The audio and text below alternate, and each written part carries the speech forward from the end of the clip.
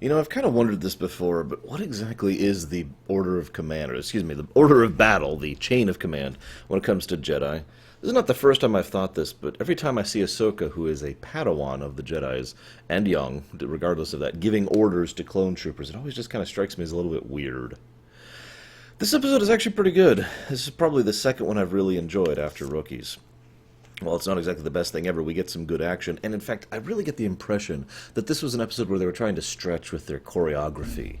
In other words, trying to see what they could really do with the creation of the show, and I like it. Good lightsaber battles, good clone battles, good ship battles, with a couple of exceptions. Obviously, there's some, okay, why did that happen? Because it's fiction kind of moments.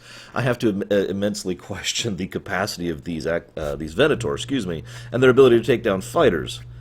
Like, I don't know about you, but I'd like to think they could take down at least a few of those things on incoming. I don't know. Of course, that would ruin the plan. One of the nicest bits, I think, and this is probably one of the first showcasings of what I would consider good storytelling in the show, is the use of foreshadowing in a quiet and subtle way that you wouldn't otherwise think about unless you're actually thinking about the episode. Early on, Newt Gunray tries to bribe a clone trooper, which is laughable because clone troopers are basically the worst kind of people to bribe, at least early on in their, let's call it, droid effect cycle. Later on, of course, clone troopers would have the ability to be more bribable, but right now, no. But a captain of the Senate, well, that's a little bit more likely, isn't it? I also have to admit, in addition to having called that from a mile away, I nevertheless found it satisfying that he's like, I'm going to be paid tons and tons of money for this, and then gets killed.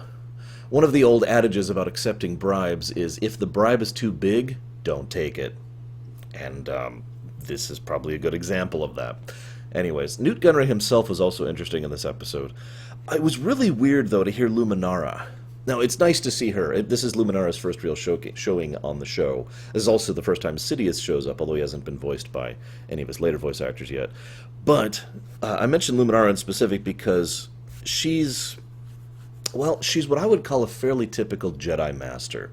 And I mean that in both a good and a bad way. She can stay on top of things relatively well, but she's not adaptable at all. And she's just a little bit too stuck in her dogmatic mentality, which is one of the biggest problems of the Jedi Order in general in this era. So I'm with that. Good showcasing of that. It was really weird to hear Amanda Rogers again. Some of you will know what I'm talking about. For those of you who don't worry about it. A couple of thoughts. Like I said, good Jedi battle. I actually rather enjoyed that.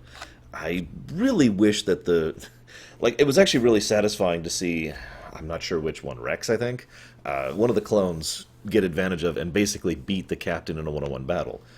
Because that makes sense. The clones are supposed to be super soldiers. That's literally why they chose Django for this particular thing, right?